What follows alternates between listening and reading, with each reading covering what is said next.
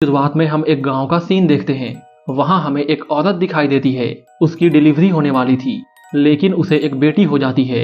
इसके बाद उस औरत का पति अपनी बेटी को दूध में डुबाकर भगवान को अर्पित कर देता है, क्योंकि उस समय लड़की का होना अपशगुन माना जाता था और इसलिए वहां सब लोग लड़का ही चाहते थे।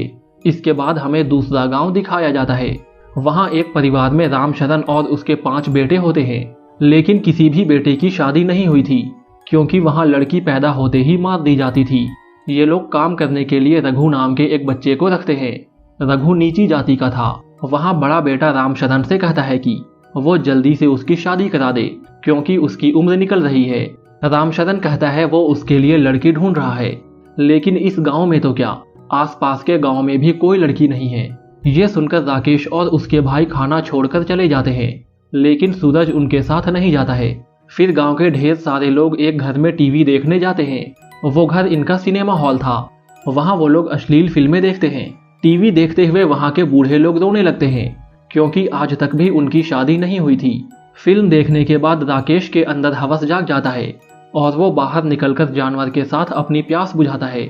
अगले दिन रामशरण गांव के पंडित को बुलाकर कहता है वो उसके बेटों के लिए कहीं से भी लड़की का इंतजाम करे और वो इसके लिए लाखों रुपए देने को तैयार है। ये सुनते ही पंडित अपने काम में लग जाता है। हम देखते हैं कि राकेश एक टीचर है। स्कूल में पप्पू नाम का दूसरा टीचर उससे कहता है कि उसकी शादी होने वाली है और उसे भी उसकी शादी में आना होगा। ये सुनकर राकेश को काफी जलन होती है और वो गुस्से में एक बच्चे को पीटता है। इसके बाद हम देखते हैं कि पप्पू की शादी हो रही है। पप्पू का पिता लड़की के बाप को 5 लाख रुपए और 2 गाय देता है। फिर शादी के लिए दोनों मंडप में आते हैं, जिसके बाद पंडित दुल्हन बनी लड़की का पाजामा खींच लेता है, लेकिन वो दुल्हन लड़की नहीं बल्कि एक लड़का होता है। वहां लोग पैसों के लिए लड़के को लड़की बनाकर शादी करवा देते हैं और बाद में पैसे लेकर भाग जाते थे, और इसी तरह ये लोग भी भाग जाते हैं। एक दिन पंडित किसी काम की वजह से दूसरे गांव में जाता है और रात होने की वजह से वहीं रुक जाता है। सुबह जब वो शौच के लिए नदी के पास जाता है तो उसे किसी लड़की के गुनगुनाने की आवाज सुनाई देती है। पंडित जाकर देखता है तो वहां एक सुंदर सी लड़की होती है। पंडित को देखते ही वो लड़की अपने घर भाग जाती है। पंडित भी पीछा करते हुए उसके घर पहुंच जाता है। वहां वो लड़की के पिता प्रताप से मिलता है। प्रताप पंडित से कहता है कि अगर गांव वालों को उसकी बेटी के बारे में मालूम हो जाता तो वो उसकी बेटी को भेड़ियों के जैसे नोचकर खा जाते, इसलिए वो गांव से दूर इस जंगल में रहता है। फिर पंडित उसे अपनी बेटी की शादी रामशरण के घर में करने के लिए कहता है। साथ ही वो उसे 1 लाख रुपए देने की भी बात कहता है।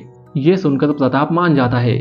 इसके बाद पंडित रामशरण के पास जाता है और उसे और सूरज को अपने साथ लेकर प्रताप के घर पर आता है। फिर प्रताप राकेश की फोटो देखता है।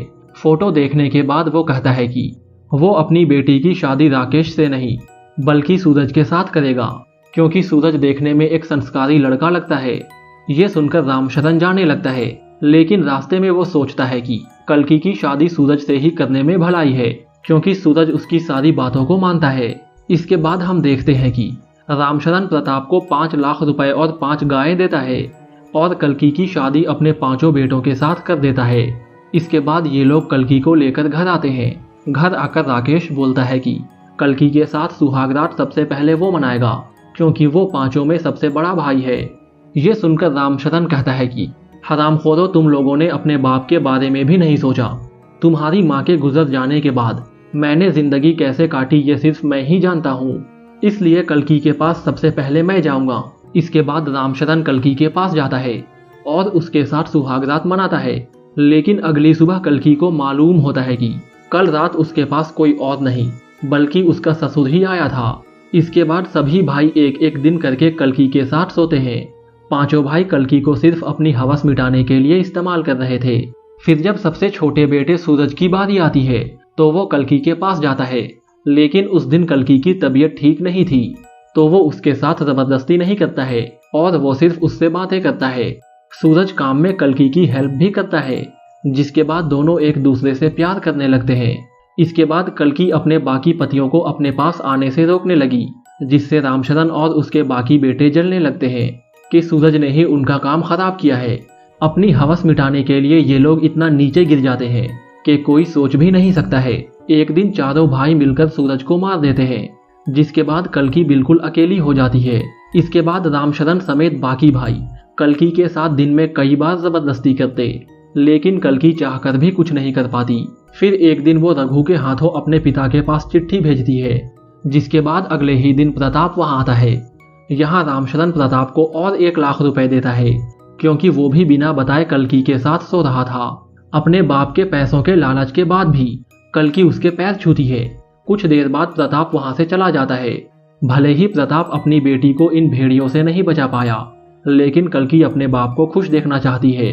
प्रताप के जाने के बाद राकेश और बाकी भाई कल्कि को बहुत मारते हैं। वो कहते हैं कि तुम्हारी वजह से तुम्हारा बाप यहाँ आया और हमें उसे 1 लाख रुपए देने पड़े। मार खाने के बाद कल्कि रघु से कहती है कि वो यहाँ से आज़ाद होने में उसकी हेल्प करे। अगले ही दिन रघु कल्कि को लेकर भागने लगता है, लेकिन रास्ते में ही राकेश और उसके भाई उन्हें पकड़ लेते हैं और फिर रघु को वहीं मार डालते हैं। इसके बाद वो कल्कि को घर ले जाते हैं और उसे गाय वाले घर में बांध देते हैं। इधर जब रघु के घर वालों को ये मालूम होता है कि रामशरण और उसके बेटों ने ही रघु को मारा है, तो वो बदला लेने के लिए वहां आते हैं। फिर जब रघु का चाचा कल्कि को बंधा हुआ देखता है, तो वो कहता है कि तुम्हारी वजह से ही ये सब हुआ है। इसके बाद वो भी कल्कि के साथ जबरदस्ती करता है। फिर वो अपने बिरादरी के लोगों में जाता है और उन्हें भड़काते हुए कहता है कि बड़े लोगों ने उनके बच्चे को मार डाला। फिर ऐसे ही कुछ दिन बीत जाते हैं। कल्कि प्रेग्नेंट हो जाती है। इसके बाद रामशरण वापस उसे अपने घर में रख लेता है, लेकिन वहां सभी कंफ्यूज होते हैं कि उस बच्चे का बाप कौन है। वहां रामशरण कहता है कि सबसे पहले उसी ने उसके साथ कांड किया था, इसलिए ये बच्चा उसी का है। जब प्रेग्नेंट वाली बात रघु के चाचा को मालूम होती है, तो वो अफवाह फैला देता है कि बच्चे का बाप रघु का भाई है, क्योंकि वो कल्कि को अपने पास रखना चाहता था।